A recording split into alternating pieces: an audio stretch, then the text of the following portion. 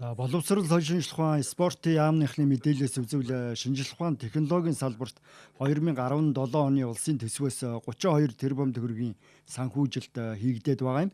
За энэ бол дотоодын нийт бүтээгдэхүүний тэг 100-ны 12% тэнцэж байна.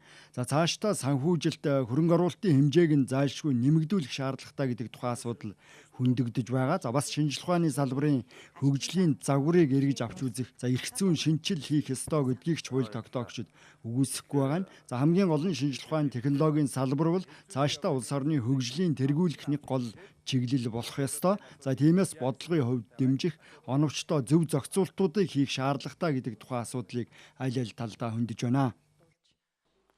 Өнөөдөр өрөндийн жишгээр явна, академи хэрэггүй гэдэг ийм үзэл бодол бол одоо үзэл баримтал бол нэлээд дамгаалж ирсэн. Гэхдээ Монголын үеийн эрдэмтдийн бүтээсэн энэ оюуны их чадвах, хоримтлуулсан чадвахыг өрн таран хийх эрх бол одоо бидэнд байхгүй гэж ингэж боддгоо. Харин тэнд одоо зөв менежмент, хүний нөөц буюу боловсон хүчний зөв бодлого, тэр эрдэм судлаачдыг бэлтгэх тогтолцоо, энэ бүх зүйл бол одоо шаардлага хэрэгцээ байсаар байна. Шинжилх ухааныхаа академи дэргэдэх хүрээлэнгүүдийнхээ академич нар эрдэмтэн судлаачдын оролцоотойгоор боловсролын сайдын дэргэд шинжилх ухаан инновацийн одоо стратегийн ажлын хэсгийг хажуудаа байгуулж ажилуулахаар эрдэмтэн судлаачдаас санал аваад хүмүүсээ судлаад явж байна. За ингээд бид нар ер нь одоо шинжилх ухааныхаа бодлогыг үнэхээр ямар төвшөнд цаашаа гаргаж ирэх юм бэ?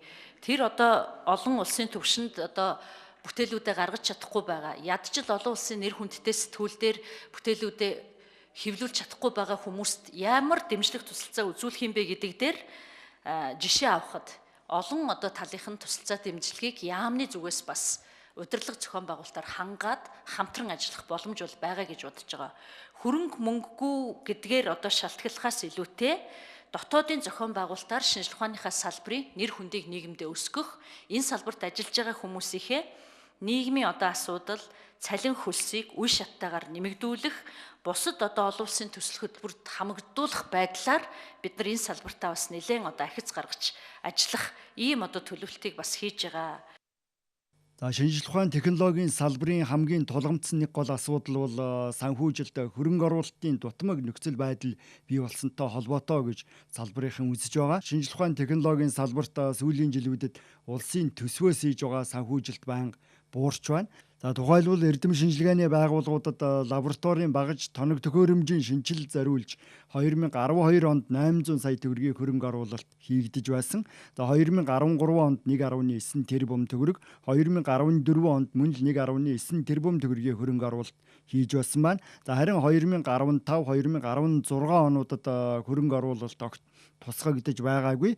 За 2017 онд 1 тэрбум төгрөгийн хөрөнгө оруулалт тусгагдж санхүүжилт нь хийгдэж байгаа гэсэн тайлбарыг салбарын яамныхан өгч байгаа юм. За бас шинжилх ухааны байгууллагуудын барилга засварын ажилд 2012 онд 500 сая төгрөг, 2013 онд мөн л 500 сая төгрөг, 2014 онд 1.9 тэрбум төгрөгийн санхүүжилт хийгдэж байсан байна.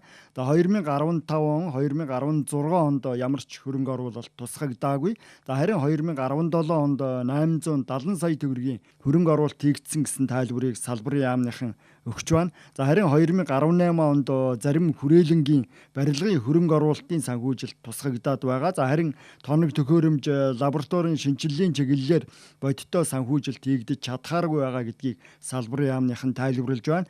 За хууль тогтоогчдын хувьд ч шинжилх ухааны салбарыг дэмжсэн бодлогын томоохон өөрчлөлт хийх ёстой, бодиттой зохицуултуудад анхаарах шаардлагатай гэсэн байр суурьтай байна. Ерөөсөө энэ манай эдийн засагт манай экспортод гаргаж байгаа бүтээгдэхүүнүүд дээр хэр зэрэг инновац шингэсэн, Монгол улс цааш дээр өрсөлдөх чадвартай байх уу, байхгүй юу гэдэг чинь яг л энэ шинжилх ухааны технологиос талаас баримтлах бодлогоос би шууд хамааралтай байна л гэж бодоод байна. Тэгэхээр нэгдүгээр тэр одоо байгаа энэ тогтолцоогоо бид нэр эргэж харах хэрэгтэй. Одоо ингээд нэг төрөөс санхүүжүүлэх тухай яриад байдаг байхгүй юу? Би бол энэ их буруу гэж бодож байгаа. Шинжилх ухааны технологийн инновацийн хамгийн том захиалагч бол би өнөөдөр Монгол улсад үйл ажиллагаа хийж байгаа 70 мянган аж ахуйн нэгжил гэж ойлгож байгаа шүү дээ. гадныхан ярьдаг R&D гэж тийм ээ, research and development гэж, судалгаа шинжилгээний зардал гэж. Тэр энэ чиглэл рүү төр хувийн хвшил хамтарсан энэ чиглэл рүүгээ их явах хэрэгтэй юм аа. Шинжлэх ухааны академийн төсвийн нийт зардлын 80% нь одоо цалин буюу одоо нийгмийн даатгал, шимтгэл, томилолт ийм урсгал зардалд 9-өөс 10%-ийг эрдэм шинжилгээний зардалд, 3-аас 12%-ийг одоо бусад үйл ажиллагааны зардалд зарцуулж байгаа нь бол бас харамсалтай байна. Ихэнх эрдэм шинжилгээний ажлын зардал нь бол төсвийн бус гадаад орнуудын төсөл хөтөлбөрийн санхүүжилт хамтын одоо ажиллагаагаар хэрэгжиж байна гэж ийм асуулгын хариултанд дурдсан байна. Ерөнхийдөө бол шинжлэх ухааны асуудлыг бид нар ярихдаа бүтцийн хувьд, тогтолцооны хувьд нэлээд өөрчлөлт оруулах шаардлагатай байна. Яагаад тэгж яана гэхээр гадаа зах зээлд бол тэнцээ маш их эрэлт бий болчиход байна. Үйлдвэрлэл нэг нэвтрүүлмээр байна. Бизнестэй холбомоор байна. Нэгдүгээр тогтолцооны өөрчлөлт хийхээ хажуугаар бас энэ санхүүжилттэй ч гэсэн бас өөрчлөлмөр, санхүүжилтийнхаа системийг ч гэсэн өөрчлөлмөр байгаа байна. Залуучууд бол ер нь бас сүүлийн үед шинжлэх ухааны салбар руу бол нэлээд их орж ирж судалгаа шинжилгээний ажил хийдэг болж байна. Энэ бас их сайн одоо үзэгдэл гэж бодож байгаа. Бид нар бас болж бүтэж байгаа тийм сайн зүйлүүдээ бол үргэлж жоохон дэмжиж ярьж өгмөр юм шиг байгаа. Дэмжиж өгмөр юм шиг байгаа. Тэгэхээр ер нь бол докторийн дараах судалгааны ажлын тэтгэлэг судалгааны одоо эрдэм шинжилгээний ажилд оруулах тийм дэмжлэг хөшөөргүүдийг төрийн зүгээс маш сайн бий болгож өгмөр. Энэ асуудал дээр бол бид нар нэлээд жоохон бусад улс орнтой харьцуулахад бол хоцрогдож яваа гэж бод. Онлайн болон хэрэглээний судалгааг хооронд нь ингээд уялдуулж хамаагүй хэрэгжилж байгаа юм шиг санагдаж байна. Би бас бурууч ойлгосон байж магадгүй. Гэхдээ онлайн судалгаа бол ямагт цаг үеэс төрүүлж явдаг.